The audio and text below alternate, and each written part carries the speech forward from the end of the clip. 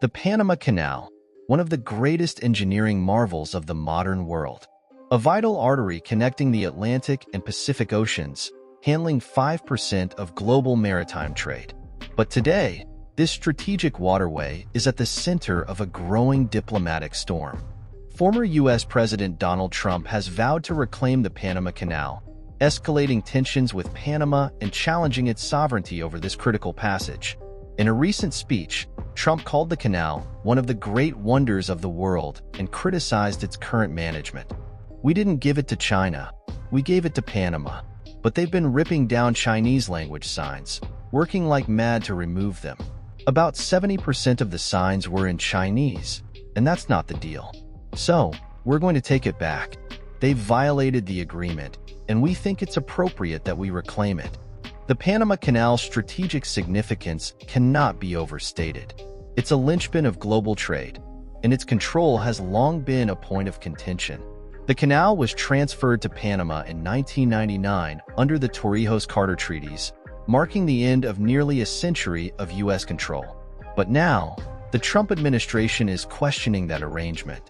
At the heart of this controversy is China's growing influence in the region.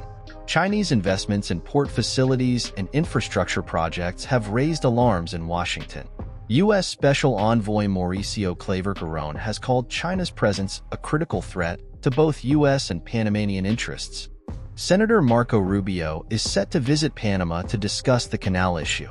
Experts believe this move is more about diplomatic pressure than an actual military threat. R. Evan Ellis, a professor at the U.S. Army War College, suggests this is likely a negotiating tactic. Panama, however, is standing firm.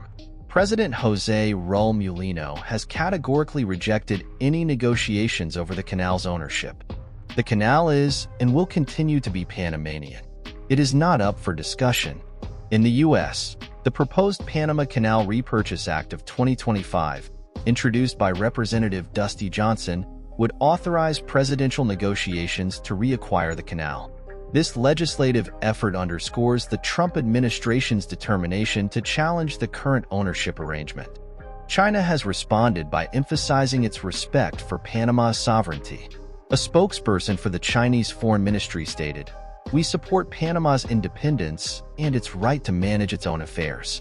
Chinese investments in Panama are part of its broader Belt and Road Initiative, aimed at enhancing global shipping routes. Port operations by C.K. Hutchison Holdings and other infrastructure projects have particularly alarmed U.S. strategic planners. Meanwhile, the Trump administration has announced tariffs on major trading partners, signaling an aggressive approach to economic diplomacy.